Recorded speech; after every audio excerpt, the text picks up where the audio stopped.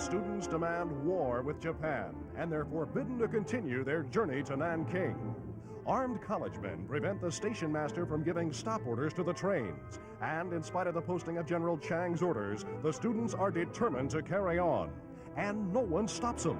Demonstrations like this have been going on for weeks, finally resulting in Chiang's resignation and the naming of a new president after terrible riots in Nanking. Think of that. The head of a nation steps aside mainly because of a lot of schoolboys. There they go, on to Nanking. They want war. Well, they may get it.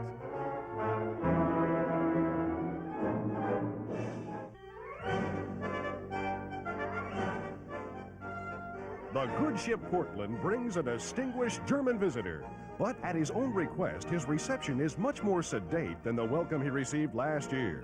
With the doctor is Frau Einstein, who takes care of them as though he were a baby. Dr. Einstein is here to work out some new theories at the California Institute of Technology, and you can expect some hot stuff. Imagine being famous among millions of people for working out a formula understood only by 12 men. The doctor will only work out a formula to help us work out our income tax. He'll even be more famous.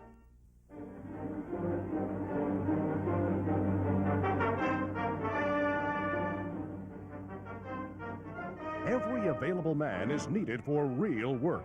That's why the jails are supplying their quota of husky manpower to prevent the Tallahatchie River from causing more damage. Goodness knows it's done plenty already. And nobody can guess what'll happen next. The terrific rains are the cause of all this trouble. Whole cities are deserted, homes abandoned. People have run frantically to higher land to escape the awful rush of the floodwaters. The authorities are afraid the levees will break down, and the few people left are warned to escape before it's too late. They're in a tough spot.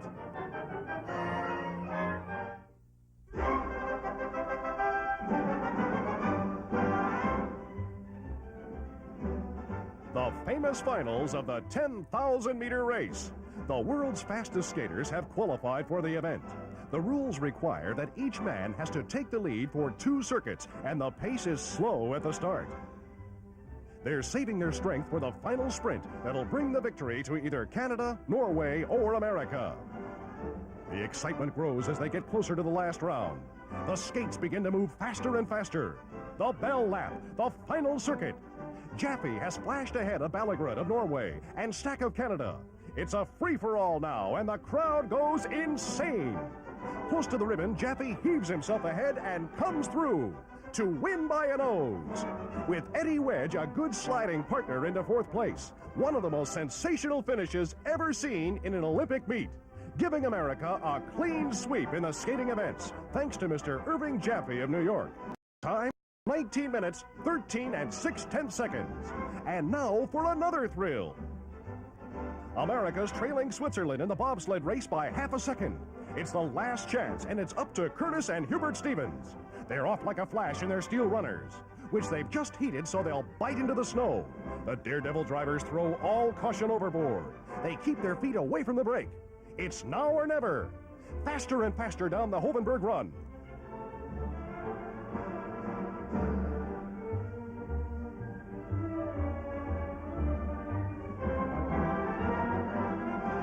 Only of the wonderful Swiss driver Capadrut and his record run. Only superhuman handling can win this race. And it does! A new world record by a couple of bobsled maniacs, the Stevens brothers, real champions. America congratulates you.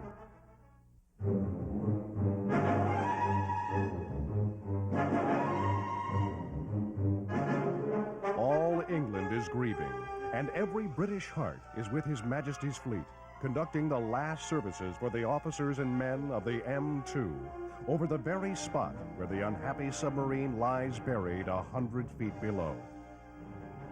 For a week, airplanes have been helping in the search, trying to locate the M2's watery grave off Portland Light.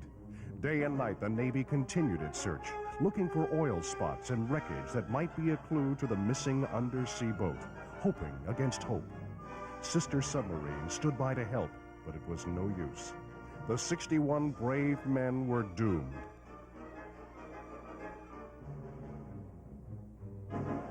And so today, their memory is honored by their brothers of the service, men who know intimately the unfortunate victims, trapped by a hideous fate from which there was no escape.